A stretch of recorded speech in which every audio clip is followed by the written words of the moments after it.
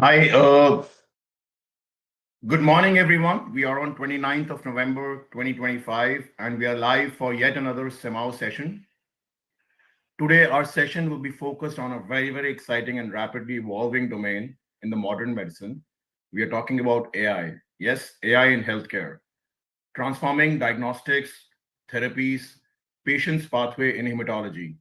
What is AI? And AI is an artificial intelligence that continues to reshape healthcare industry and the deliveries. This topic is especially relevant for clinicals, researchers, and healthcare leaders who are looking to understand how technology can enhance their profession. We are honored to have Dr. Chakrabarti as our distinguished speaker for this session. Dr. Chakrabarti is currently serving as a Chief Medical Officer at Sugah Healthcare Corp, Zoho, Chennai, Tamil Nadu, and as a professor at Shri University, Cuttack. He's also the founder and CEO of Chhoo Mentor Academy, which continues to nurture innovation, clinical excellence, and leader in healthcare. With his distinguished expertise across the medical practice, healthcare technology, academic leadership, Dr. Chakrabarti will guide us today how AI is redefining the technology, the diagnostics, and the healthcare sector. Sir, over to you.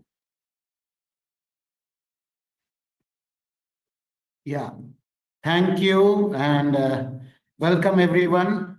I will just share my slide set and let me know whether you can see it. Is it visible? Not yet, sir. Okay, let us wait. Let me see what is happening. Just a second.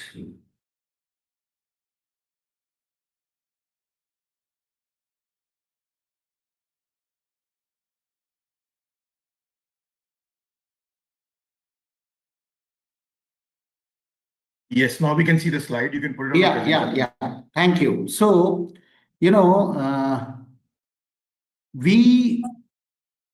healthcare providers are still behaving as if, it's a newborn and we will wait to see those and all.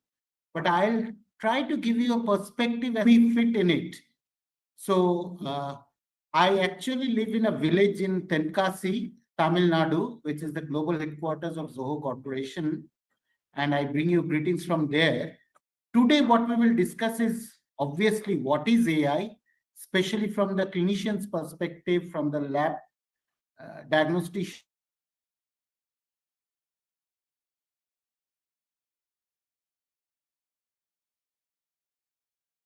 perspective. What are the generations of AI using it in hematology today, be it for diagnostics, patient care, and others. So as we know, anything artificial is a copy of human intelligence. So obviously, this is also a copy. We still do not know whether it's a good copy because we don't understand the human brain's function, but we are trying to reproduce it. But we have given this capacity to the machines, and we humans only have given it, is to memorize and learn from experience. That is how we conduct our exams. But we are now enabling the machines to think, create, speak, maybe create good video films, judge and make decisions, which makes it the most powerful tool, whatever you have seen till date. So you have to understand this entire artificial intelligence is basically harboring many subsets within it, like machine learning, deep learning, and then within it came generative AI, which everyone knows as, Chat GPT, and then you have Gemini and Anthropic. You have these models sitting there. We will do a ramp walk. And so ChatGPT is just only a part of it. Remember, it's a user interface for using that model. So when I talk of generations of AI, it's not like, the generations of iPhones. It is much more complex and empowering at the same time. So AI started when most of us were not even born, right? In the 1950s. At that time, it followed directly encoded rules. So if then, and so an expert would code and then it could do it. With that kind of AI developed so many years back, IBM's Deep Blue actually beat Kasparov. And in healthcare, even today, we used rule-based clinical decision support tools. We call it CDSS, and these are still being used. The only problem here is that if the human who is developing it has logic errors and bias, they get encoded in the rules, so they might not work well in real world situations, but they were doing a decent job. Then came the first decade of this century, when we developed what we now call as deep learning. So previously, you could just ask it, is this a picture of a cat or a dog? Now you can ask it that how many dogs will be in the park in front of my house at noon, because it can look at all the data, it can retrain itself and tell you. And this is where a major evolution occurred, and you'll see a lot of things in social media like Google's diabetic retinopathy detection, breast cancer, lung cancer screening, skin condition classification, even prediction based on electronic health records as to who will go home and who has a high chance of fatality or severe comorbidity. In fact, whatever you're using in your phone now in terms of automated text generation while you type the first word, and then voice to text, and then language translation, these are all AI 2.0. The only problem with this generation is it has some out of distribution problem, because real-time data often differs from training data. And it is a typical characteristic which we call catastrophic forgetting, right? So it does not remember early parts of a long sequence of tests. And again, the bias which I discussed in 1.0, that has remained. And then came 2018, the foundational models, and which were accelerated during COVID, which can generate new content, perform different types of tasks without new data or retraining. So, it's like an unsupervised intern, but it has some self-supervision. So now it can not only tell you how many dogs and cats will be in the park at noon, but it can tell you the difference between a cat and dog. But the problem is, if you ask it, how does it know? It will not be able to tell you now. So even the agentic chatbots and all are all based on foundational models. In healthcare, you specifically have MedPalm and MedPalm 2 from Google. You now have medically tuned large language models like PubMed GPT, BioGPT, and obviously the others like Grok, Plot, they are doing it. But now what have we introduced? The bias was there, but now we have introduced something called hallucination. That means these models are confidently wrong. You ask them an information, the first thing is it will say, great question. Then it will give you an answer, it will give you references. Reject the references, most of them will not exist. So when I do a review of anything, it gives 5 references of my publications, which I have never done. So you have to understand that just as an alcoholic, it is confidently wrong, and you have to be very careful. So what happened was that when deep learning came in, the important difference with machine learning was that machine learning was just doing feature extraction, feature selection, and classification. Here we were using a convolutional neural kind of network where it actually requires powerful GPUs, and it does not need to understand the best features that represent the data. So, but what it interprets and how it gives it obviously is a big problem. Most important you have to understand is, as healthcare providers, we are the primary data scientists. And if we do not record original correct data, then these models will all flunk. So data collection and pre-processing is most important. Then you can select a model. There are so many in the open source domain. Then you have to train those models, and then you have to do something which is very important, which we coders call it as hyperparameter tuning, so that it does not overfit. Like you give it data of say 20 patients, and then you use it for 20,000 patients. It will give you answers, but most of those answers will be wrong because it will overfit. So both the quality and quantity of data matter. We hematologists actually are trying to generate awareness about AI for quite some time. And this is from the British Journal of Hematology, where we clearly explain what is supervised learning, what is unsupervised learning, and what is reinforcement. So supervised learning is what the interns should undertake, right? So there should be a teacher who would supervise how the intern learns. Unsupervised is unfortunately what is happening in most of the medical colleges. So they try to identify patterns and groupings, but in AI, it is more about pattern recognition. And if you have to combine these two, you can do what we call as learning. So you optimize prediction by trial and error. So if they're right, they get a positive reinforcement. If they're wrong, they get a negative reinforcement. These are all what you'll see in publications nowadays, like support vector machines, random forest, K nearest neighbors, convolutional neural network, graph convolutional neural network, and all these things. Now you have to understand that these are all our efforts at copying how our human brain acts, but it has a lot of statistics inside it. So these are the basic statistics models. You don't have to actually learn all these models, but you have to understand what are the limitations of them. That's why I'm just showing you. And then we use, I told you about hyperparameter tuning. There are also certain feature normalization techniques, which are essentially statistical tools. Now we use the machines to do it. So there have been two distinct eras of computational usage in training AI. Initially, we had the Moore's law, where we said that the technology doubles every 2 years and the cost becomes half. It was going like this, but look at what happened in 2010.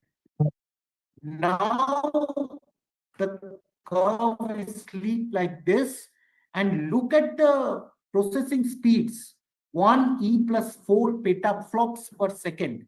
And when quantum computing comes, you cannot even imagine the kind of progress we'll be doing. Now, that is why you'll see that when AlexNet and GoogleNet were there, we were going slow. But now it's all about AlphaGo 0, and every day you hear about quantum computing. So many places I go, they ask me whether all these algorithms and machines will replace us.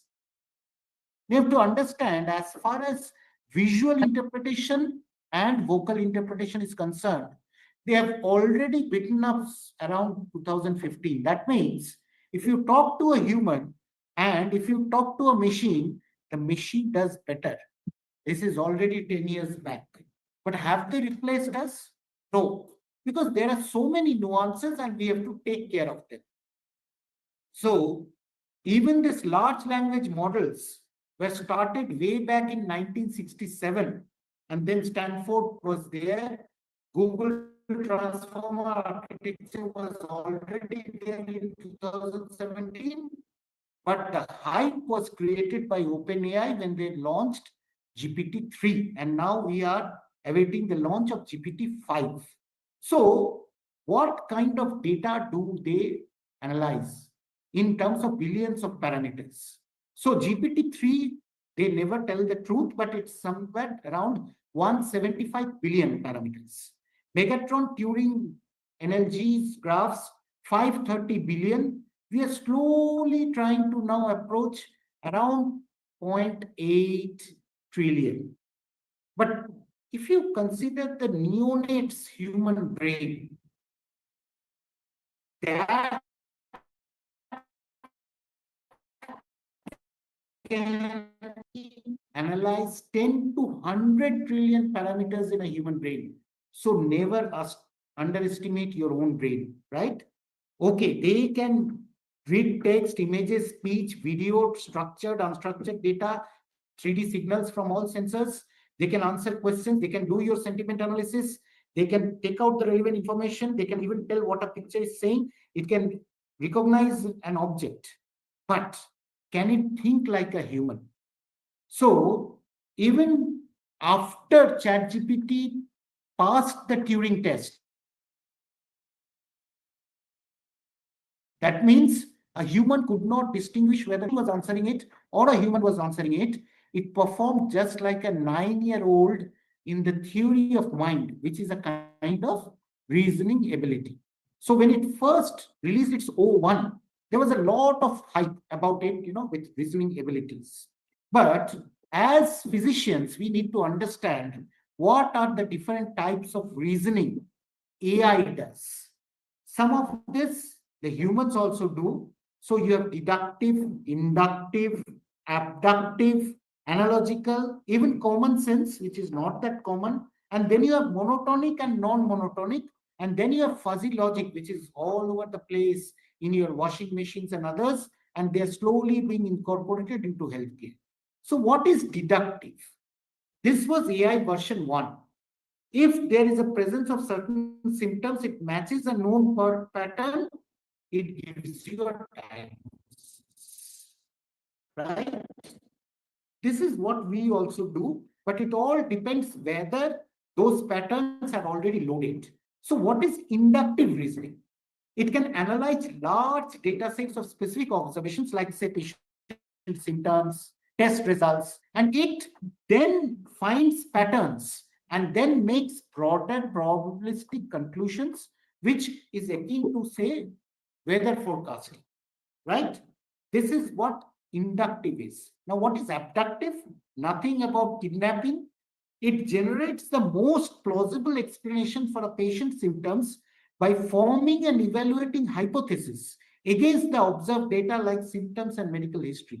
So it's a kind of Bayesian thinking where it looks at those symptoms, it looks at the results, and then it generates certain hypotheses and gives it weightage. This is exactly how a doctor thinks. Then you have what is called analogical thinking. So here you have case-based reasoning systems where it has similar case reports all in its database, and it solves new patient problems by drawing parallels. Like we use PubMed to look at case reports and diagnose our patients. But what is common sense, right? Does AI have common sense? Yes. It is being empowered to understand context, make inferences, and interpret situations beyond the raw data.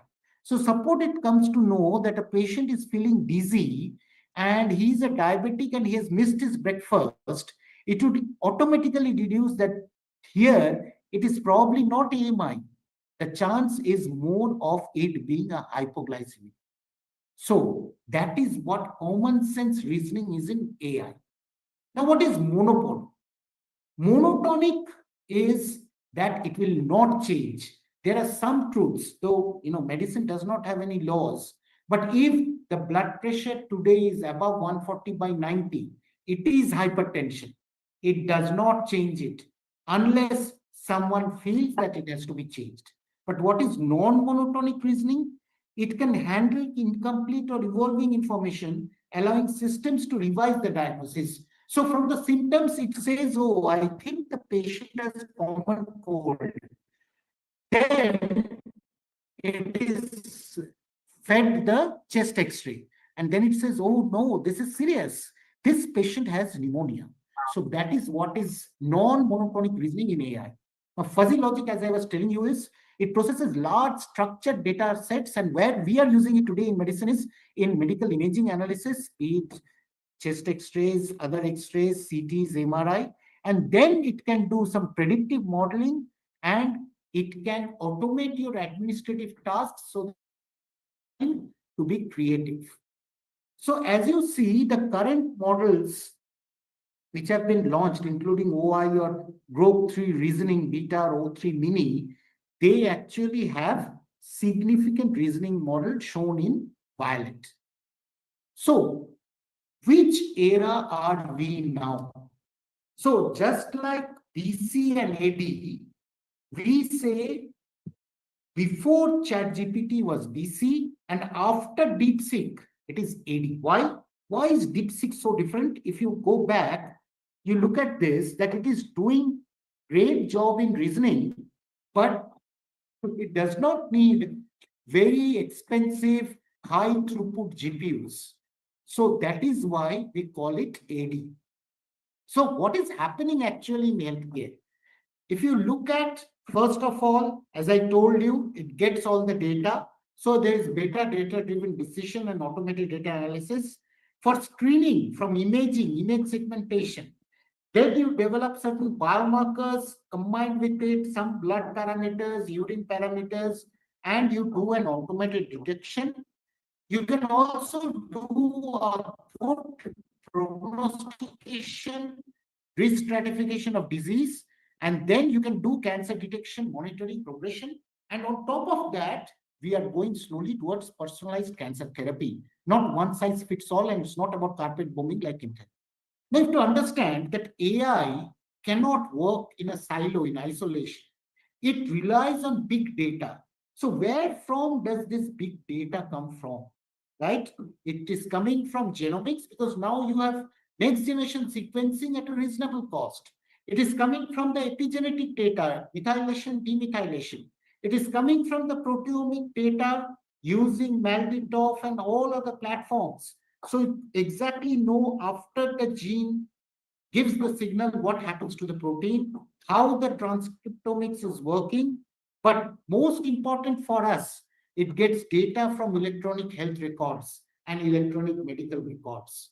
So if you're not using it, where will it learn from? Where will it get the big data from? But I've told you about so many omics. Now the in thing is exosomic, exposomics. So exposome is whatever you're exposed to right from your mother's womb till your death. And there is an environmental exposure and there is a humanistic exposure. So humanistic exposure is the socio-economic, lifestyle, psychological, how anxious you are, what kind of food you're taking, what is your work stress, and environmental is both internal and external environment. This kind of big data come other than AI, no one will be able to interpret it. So there are challenges here. We are trying to do exposome data engineering and spatio-temporal aggregation, time series, exposome health association, because our ultimate aim is disease prediction and prevention. But there are also certain small sample learning models which looks at the big data, remains within your institution, and then tries to do it. So it is all about data collection, feature extraction, data splicing, model construction, and application. And this again goes back and helps in data collection.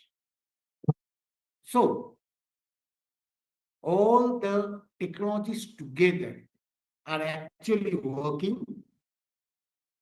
They are working for drug discovery, immunotherapy, patient data management. But remember, all of them have to be robust and safe.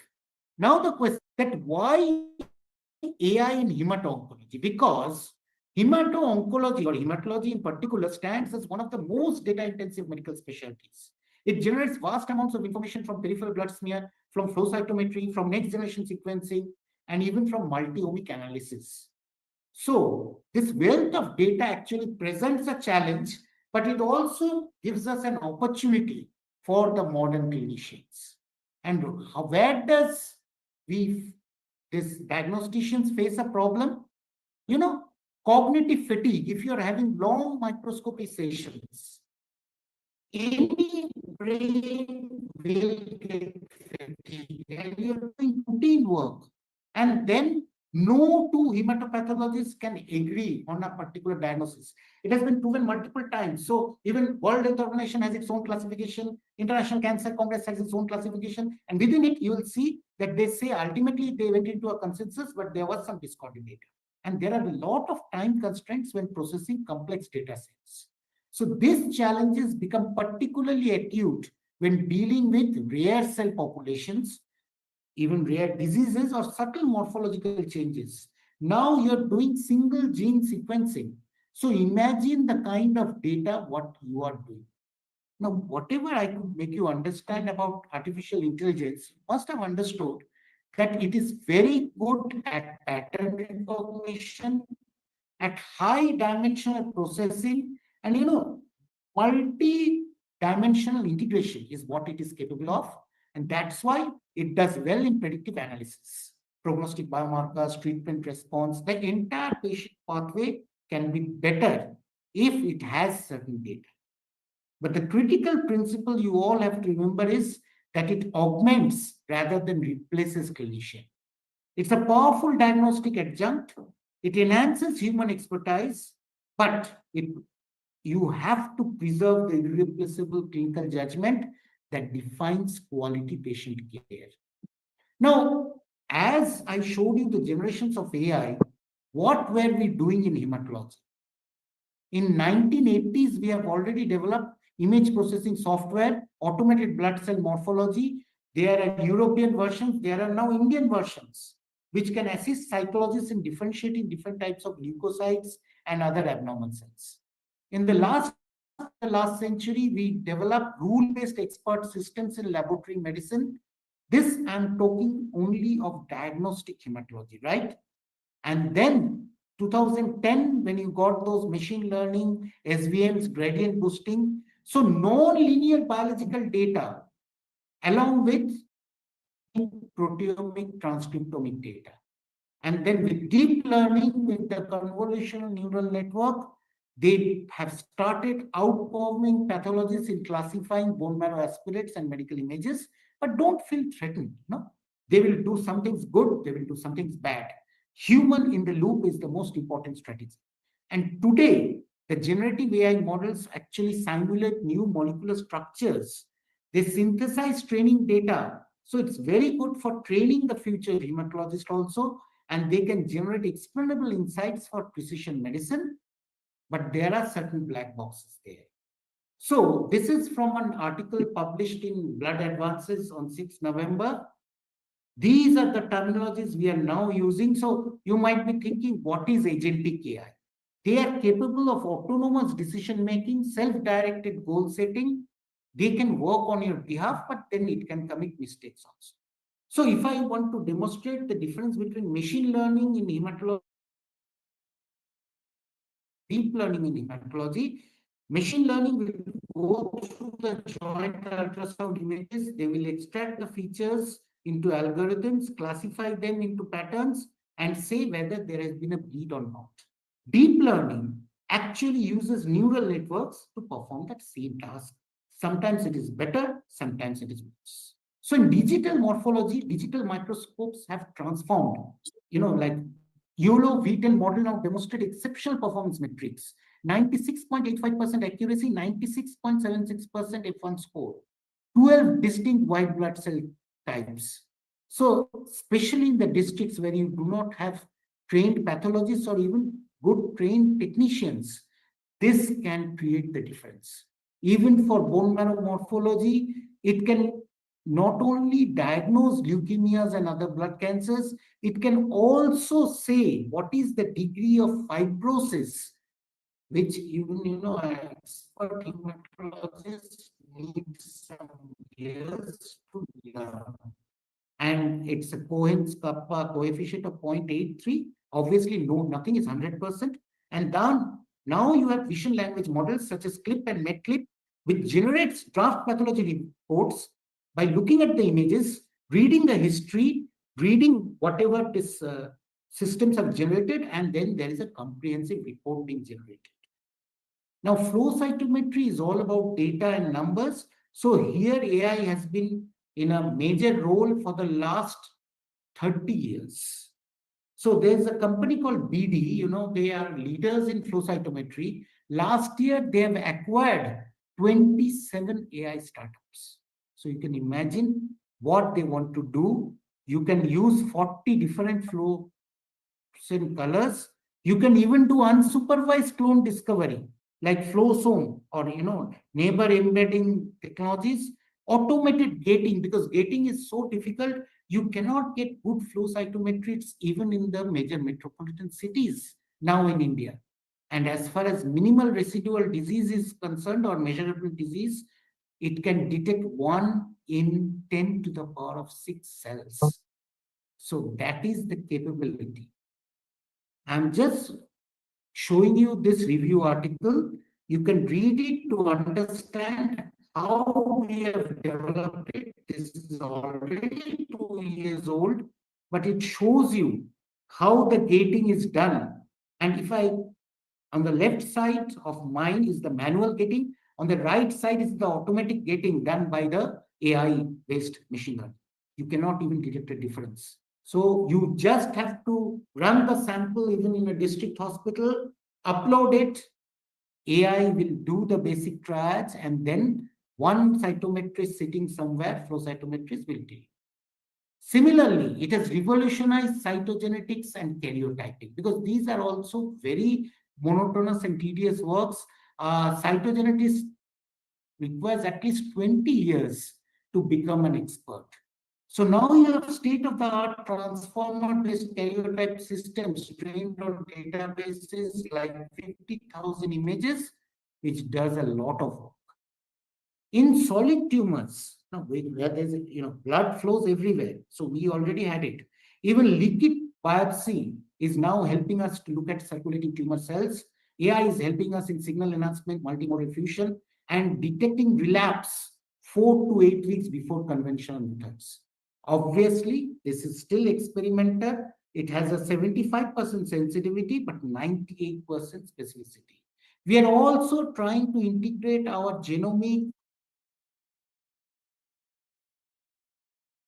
laboratory imaging data with the radiology. So multiomics is a truth today in leukemia and lymphoma. I talked about graph neural networks, graph attention networks, graph transformer networks. All these are already available to every hematologist, and they can start validating it and collaborating. Single cell AI analysis helps us in understanding clone evolution. And we are using it to integrate the big data for precision medicine in AML, which is one of the most difficult diseases to treat. So you take only 30 AML patients, look at their drug sensitivity, look at their expression, and then you look at how you can use different targeted therapies, positive association, negative association, flow it through AI. When quantum machine learning is coming in, Google claims it is already there. I think within 1 year, you'll see quantum computing in healthcare in a big way. We are already using QProteoML in multiple myeloma. So we call it QPCA, QSVM. It performs classical machine learning, but it can detect drug resistance pattern and early relapse far ahead of time. Now, here is a question for all of you. You can share your opinion in the chat box. Can you diagnose acute leukemias without using a microscope? That means without looking at the peripheral blood smear. What is your opinion? Is it possible or impossible? Let me show you. We have already developed and evaluated a machine learning model based on certain parameters which are generated by our automated cell counters and our automated biochemistry analyzers. Simple things like fibrinogen, MCV, prothrombin time, LDH, percentage of monocytes, mean corpuscular hemoglobin concentration, age, lymphocyte count, absolute monocyte count, and platelets. It can differentiate between AML, ALL, and acute thrombolytic. Only 10 routine laboratory parameters. It's an accessible technology because you can place these machines even in district hospitals in India. And it can do a rapid triage and it can help us in optimizing resources. The best part of it is an open source. It can democratize advanced diagnostics even when you don't have a pathologist or a good technician. I consider it as a game changer. It is called as acute leukemia prediction system using AI. It can help guide urgent therapies in settings in the emergency so that APML will use them in the first 7 days. You do not waste time. Diagnosed, send them to a referral center and management. So multimodal transformers are the future. There is one MARIA, right? That's an acronym for Multimodal Artificial Intelligence for Hematologic Assessment. This is the approach where everything matters. Clinical history, laboratory parameters, images, and then it generates a specific algorithm, looks at it, and helps you. So in today's hematology, clinical data is coming in, radiology is coming in, histopathology is coming in, NGS is coming in. We are classifying diseases, we are predicting outcomes. So the prognostic scores are changing. Now there are AI-based prognostic scores like in MDS and others. And we are generating digital twins of the patients. So if the entire journey is captured, we can predict what is going to happen. So if I look at hematology diagnostics in 2025, you have cytomorphology, you have flow cytometry and cytogenetics, automated image data processing. This is already a truth. Now, if a lab is not using it, it is wasting its resources, but it has to undergo quality control. So what are the considerations for clinicians? The most important consideration is in your rush to use it, do not compromise the privacy of your data. What is federated learning? Means your data remains within your institution, within your system. Anonymized things go and then they teach the system. It's just like Google Maps. When you see a red road, you cannot identify whoever given it, but it shows that there are so many cars stalled there that road is now congested. Model calibration. And this model calibration cannot be done by engineers. It has to be done by clinicians. And then you cannot use black boxes like OpenAI and Gemini and others today, because you have to sign the reports. You have to take a treatment decision. So we are trying to incorporate explainability tools. Regulatory compliance is important. You have even in India now software as a medical device, but they need good clinical validation. ICMR has already established in India a National Institute of Digital Health and Governance, which is looking into this. You have to integrate into the systems. So your system should be ready. If your staining is not good, if your basic systems are not well calibrated, it will only be garbage in, garbage out. And I call it garbage in, harm out, because it is healthcare. You'll be harming people. That's why you need human AI co-validation. And that is where we always talk of human in the loop model. So what are the challenges? Biases. And I think our Prime Minister in Paris gave a very beautiful example that you tell a model to generate a picture of a person writing with the left hand. 99.9% times it still generates an image with someone writing with the right hand. Why? Because that is the bias of training. Generalizability gaps are there, black box concerns, especially if you ask Sam Altman today, how is OpenAI giving me this answer? They say we do not. No, that cannot happen in healthcare. So it has to be explainable. A lot has to be done about cybersecurity and privacy. Do not be over-reliant on this, because the manufacturers to earn money will promise you the sun and the moon. You have to be skeptical. There are medical legal uncertainties also, because the patient cannot sue the algorithm of the machine. It will sue you. But don't worry. Now the DPDP Act has also been notified. The AI Governance Act has been notified in India. So it is transforming every year. 96.85% diagnostic accuracy has been already achieved. 10 to the power of -6 MRT sensitivity, 4 to 8 weeks earlier detection, 99% of the times it can detect a single cancer stem cell. And this is the future which has just started. I think it has been born 2 to 3 years back, integrating previously siloed data streams. So clinical narratives, and there you have ambient scribes. You keep on talking with the patient, it actually generates a structured medical note. They are already there. Laboratory time series, digital pathology, flow cytometry, genomics, imaging, PET CT, and then you get. And what is the real world impact? Like AI trial I showed you, peripheral hospitals can diagnose leukemias within minutes. It will improve the efficiency of a reference laboratory. Molecular laboratories are already using it for NGS. Clinical decision support becomes better, and you can longitudinally monitor if through, say, we have ABDM, where we have an ABHA ID in India, the entire data is supposed to be captured. So we are trying to break the geographic barriers and reduce the diagnostic delays.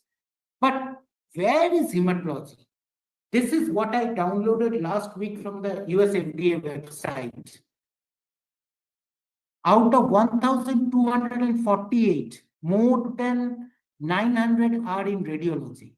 Hematology is here. Pathology, oh, it's here. So let us remove the big data of radiology, and then you'll see hematology and pathology. They are right now only FDA approved, less than 20 AI applications. So we still have a long way to go. What will we do in the next decade?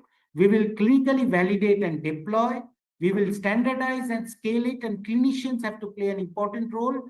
And then by 2035, you can get a precision medicine at scale. So, dear friends, AI can transform every diagnostic layer and help in therapy also, but it is an augmentation, not a replacement. Multimodal integration represents the future.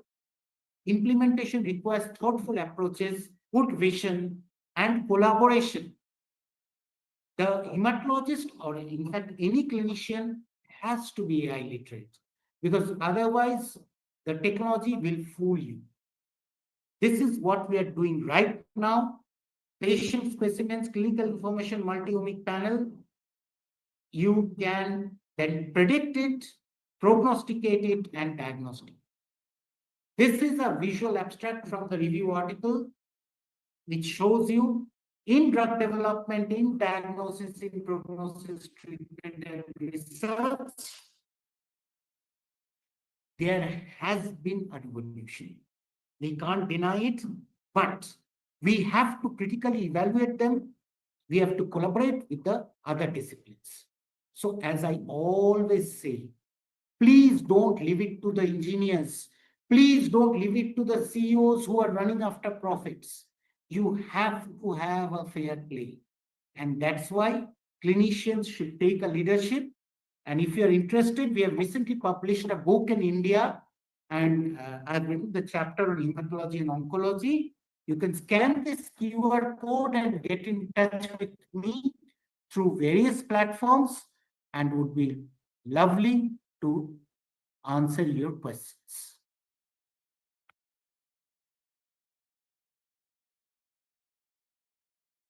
Dr. Chakrabarti, thank you so much. I think it was extremely knowledgeable information about the artificial intelligence. I know we are working a lot of things on, artificial intelligence, including in the medical and healthcare sector. I personally remember I was working with somebody in Canada for CT scans and MRIs, where they are uploading the images on the cloud, and the artificial intelligence will help us to figure out where exactly, how strong is the heart, where exactly the problems will come in later.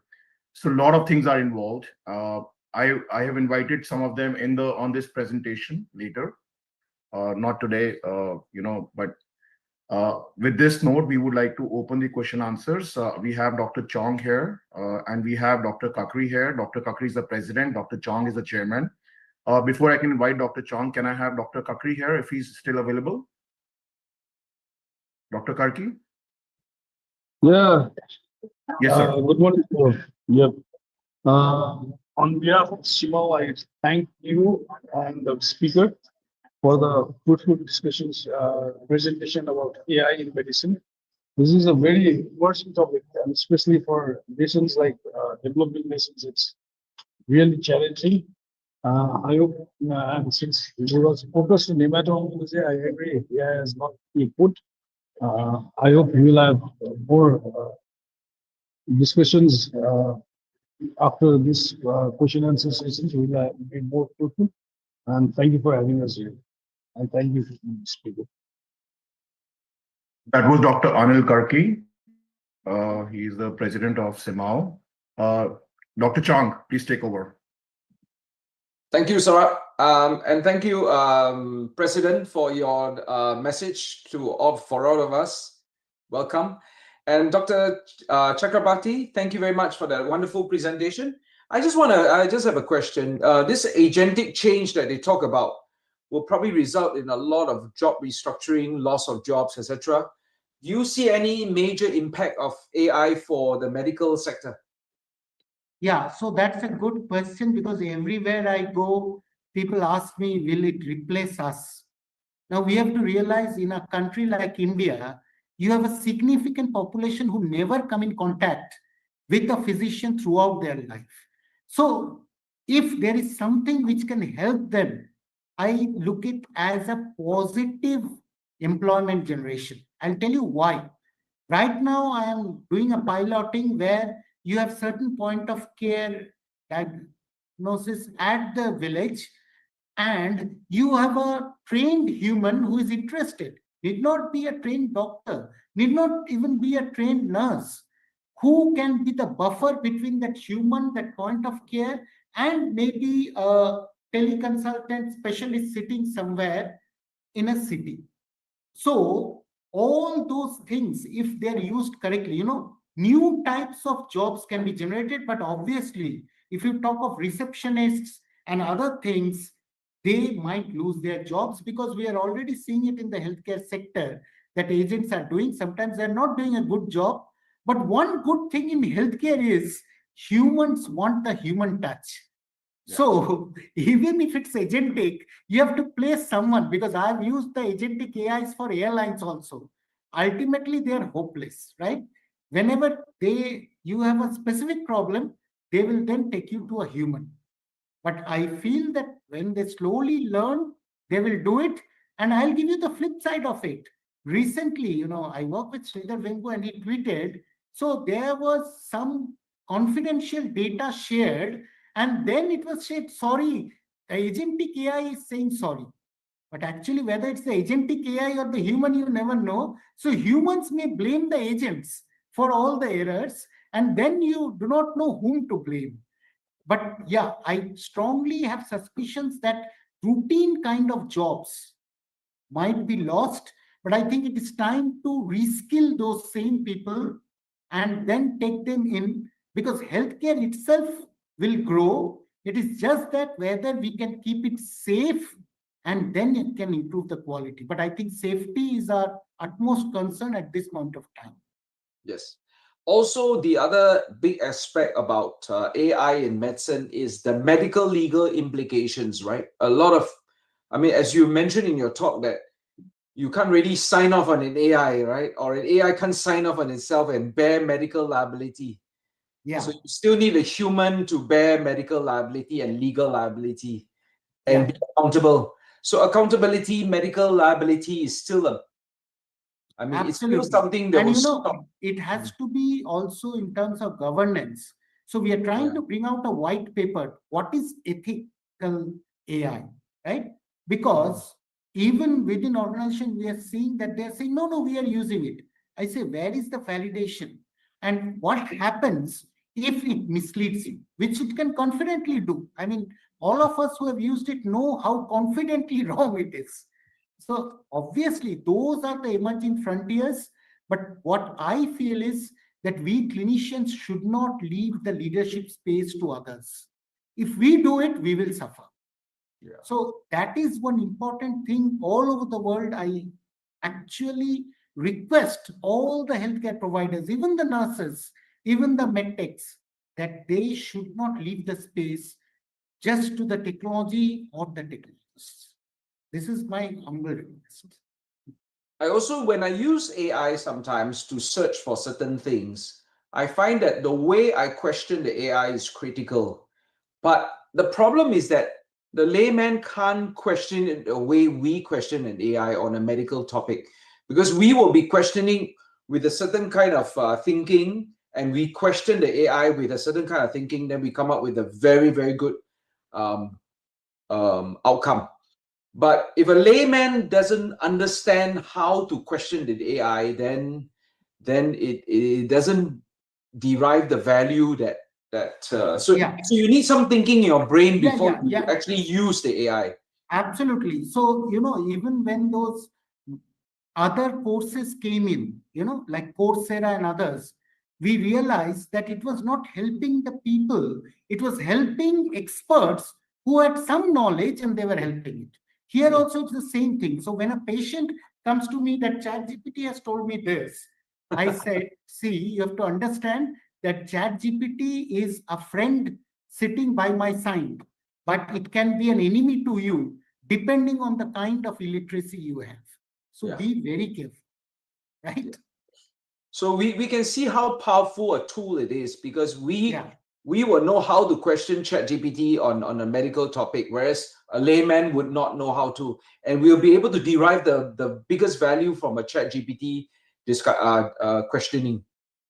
Absolutely. Yes, I think these are some of the issues that we are all struggling with in AI. It's not exactly, and of course, I also worry about whether any of my proprietary reports and so on, because I write a lot of reports for my patients. I also worry whether this will be sucked up into the cloud, like a lawyer worries about his format and his templates being sucked up into the AI cloud. And then he loses all the proprietary. That is why I talked of federated learning. Federated learning is supposed to take care of that. And now in India also, just like GDPR and HIPAA, we have a DPDP also. So we have to be very careful. Even when you use ChatGPT, if you go to the settings, you can, at least, I don't know how much they are lying out there, truthful about it, that you can say that don't use my data to train the system, right? Yeah.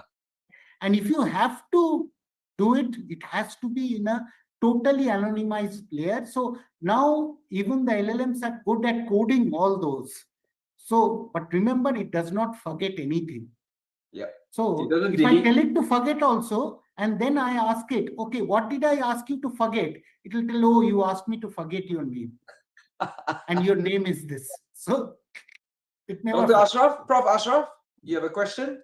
Yeah, thank you very much. Thank you very much, Chakrabarti. It is an excellent presentation indeed. I appreciate your approach, and particularly the last slide, that these are the sportive tool AI or whatsoever we were doing in the start of the history of all the medical sciences, starting from the X-rays, ultrasound, and modern technologies what we have. Still, I believe and I appreciate and I stand with your opinion, what you have said, that it is a sportive tool to the medical profession and to the doctors. Ultimately, the doctor has to decide and doctor has to understand what is necessary and needed for the patient's care. And I think that is a very good message, what I have to. But at the same time, I will say that AI is now going to help us out. But at the same time, I'm afraid that they are going to disable us, the thinking process to the humans and even to the doctor. Thank you very much for giving me this opportunity, Chairman. Thank you, Prof, for your insightful thoughts. And any other questions from the floor for Dr. Chakrabarti? Well, if no questions, I'd like to thank Dr. Chakrabarti for his wonderful presentation. And it's always good to have a good insight into a topic which is so hot now, and really it's in our face, whether we like it or not. It's right in our face. And whether we like it or not, the patients will also push it in our face.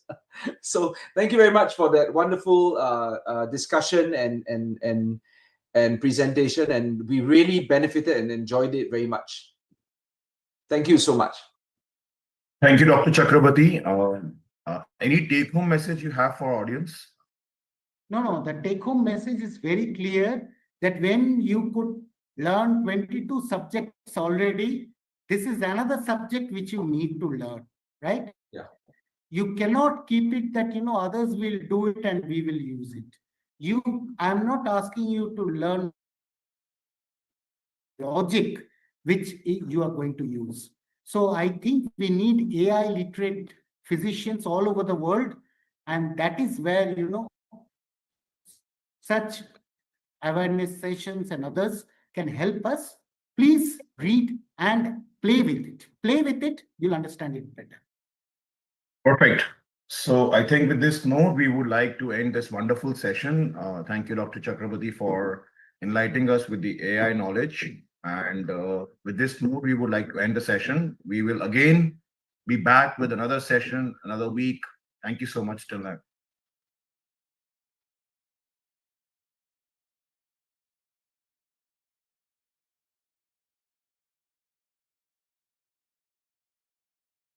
आप हमारे साथ हो. Are you excited?